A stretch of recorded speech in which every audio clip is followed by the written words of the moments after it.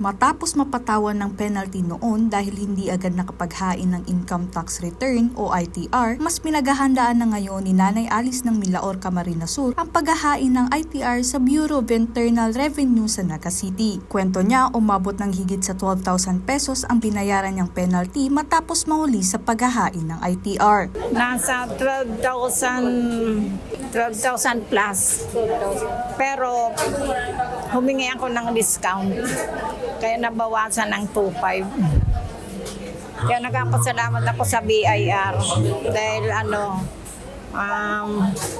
malaking tulong ang naibigay sa akin.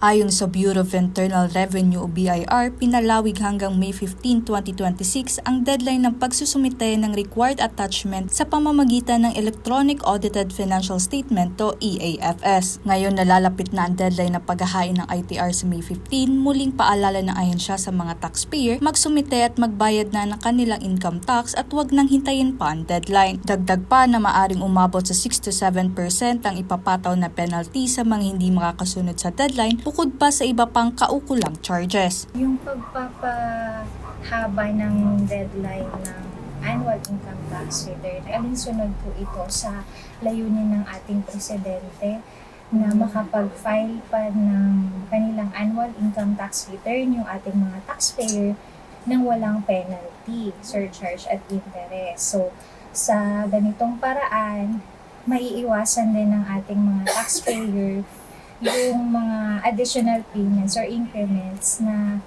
ipapataw kapag hindi nakapag-file on time. Hinihikayat din ng BIR ang paggamit ng kanilang online system upang mapadali ang proseso at maiwasan ng aberya. Sam Alano, CSN.